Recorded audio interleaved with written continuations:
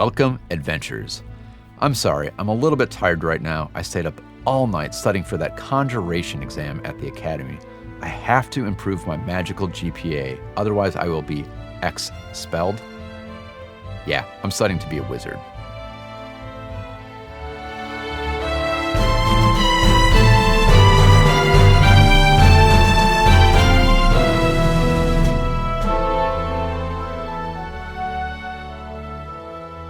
Welcome to Rebel Then King. Come on, expelled, that's gold, right? It's fitting that I would, finally think of one good joke when I get to the very end of the list of classes. We've done it. This is the final entry until there are more classes in the class analysis videos. All right, let's take a look at the wizard. Wizards are an intelligence-based spellcaster, and they don't even have full simple weapon training. They are just trained in the dagger, the club, the staff, and the crossbow. That's it. They have no armor proficiency and just 6 hit points per level, so clearly this is not a martial build. They're trained into a number of skills equal to 2 plus their intelligence modifier plus arcana, and they have kind of a dual subclass system, I would say, where you can choose from both an arcane school and then also an arcane thesis within that school. So clearly with these stats, this is not a martial build, this is not a melee build, but it is a caster through and through. I think that the wizard is a fantastic example of a class that really does one thing and does it really well. To me, in Pathfinder 2nd edition, the wizard is the most magical. Not in the Disney wonder and enchantment sense of the word, but they do the most magic. Maybe I'll just say they're the magicist. The magicist. So a wizard has several class features that make it the most magicist, starting with the number of spells it can cast in a day. So technically you just start with 2 level 1 spell slots, which is not the most. But when you do take an arcane school, unless of course you are a universalist wizard, we'll talk more about them later, but typically you will take an arcane school and that will grant you an extra spell slot, so you're up to 3. Next, wizards have something called a bonded item. It is a small personal effect, and when they cast spells, a little bit of that magic goes into the bonded item. Once per day, you can recast a spell that you've already cast from that bonded item. That effectively means at level 1, you're casting 4 level 1 spells a day. Back to that universalist wizard for a quick example. As they level up, they can actually use Drain Bonded Item once per spell level per day. So a level 5 Universalist Wizard will be able to recast a level 1 spell, a level 2 spell, and a level 3 spell. So that's where they make that up. Okay, so first, that wizard has more spell slots in a day. I know the cleric technically has more with the heal or harm, but it's a little less flexible, so the wizard still feels special to me. Anyway, moving on to cantrips. The wizard also just has 5 cantrips like many other classes, but that arcane school grants you an additional cantrip slot, so you get to prepare 6 in a day. That's pretty nice. So in addition to the expanded spell casting and cantrips, wizards will have some access to additional metamagic feats or spell casting feats at least at level 1 from their arcane thesis. For example, you could take metamagic experimentation and add a metamagic feat like reach or wind spell. You could also use spell substitution to add just a touch of spontaneous spellcasting-ish capabilities to your prepared caster.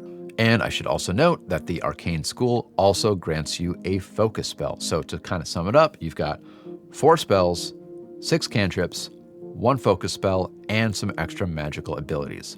It is the most magicist. But to balance all of those magical abilities, you are also the most squish. You've got the minimum armor training, none. You've got the minimum hit points per level, and you have the worst weapon training in the game. That's not great. But I don't really see this as a bad thing. Although I do like flexibility and versatility, I actually kind of like a class that does one thing, does it really well. The stat block of a wizard is basically telling you, don't go up front, dummy. stand here, cast some spells.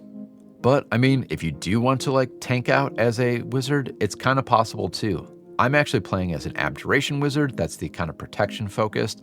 But I have the champion archetype, which means I'm wearing armor, I have extra hit points, and I'm somewhat tanky. I'm almost the like center of a lot of combats in our campaigns, and it's really, really fun. I like being defensive, but also having really, really good spell casting. So a lot of the wizard spells from the arcane list, they are really, really good in combat, and I feel like I could talk about that some other time, so just suffice it to say, wizards are really nice in combat. Fireball, telekinetic projectile, all those kinds of things, they're great. But with the number of spell slots you have, your access to scrolls and things, and all of your intelligence that can go towards skills, you're going to be pretty good in exploration too. Wizards will be really good at recalling knowledge. They'll be good at intelligence-based skills like crafting. So yeah, they're not just about controlling the battlefield and doing magical damage. They're about getting your party through exploration and encounters as well. One potential downside of the wizard, at least in my opinion, is it's an intelligence-based class and you almost need an intelligence-based player to use it. It's a lot to keep track of. If you remember in my sorcerer video, I kind of talk about how, at least to me, being a spontaneous caster is easier than being a prepared caster. And as far as the prepared casters go, well, as we've talked about, the wizard is the most magicist. They've got the most going on. Therefore, I think they're the most complicated caster in the game. Except for oracles, of course. If you remember in that video, I kind of tore them apart for being too complicated. To me, the oracle sort of has crossed the line where I think the wizard walks right up to it, and it is just complicated enough to be really fun, but not be too much. And I think one of my favorite parts about the wizard is the flavor, the subtext of the class. This isn't always super important to me, but the wizard kind of speaks to me personally. You see, I do a lot of stuff, and I feel like I'm not a natural at any of it. Like, I'm really bad at a lot of things until I put in a lot of effort, like way more than other people seem to have to. For example, I play music, and sometimes when people hear me play, they're like, oh wow, you must come from a musical family, or you must have started when you were young. And nope. My dad plays drums. He's very, very good at drums, but no one else in my family does anything. And I started late elementary school, just like public school system.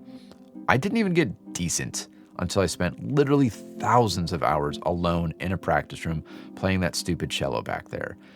It took a lot of work, and I see the wizard as kind of being like this. They're not a sorcerer who was born with it. They're not an oracle who was cursed with it. They're not a champion or a cleric who is blessed with it. They earned it. Well, there we have it. If you couldn't tell by how personal I got there, I really, really like the wizard. I think it is a fantastic class, and I really do appreciate how focused it is on knowing what it does. It is a caster through and through. I have really enjoyed playing as a wizard in my campaign for coming up on 2 years now. It's a class I see represented in a lot of actual plays. It's got great flavor. It's got great mechanics. I'm going to give it a 9 out of 10 casual knowledge is power one-liners after you just fireball a room full of bloodseekers. And do you know what? I don't think I've ever really heard anything that overly bad or negative about the wizard.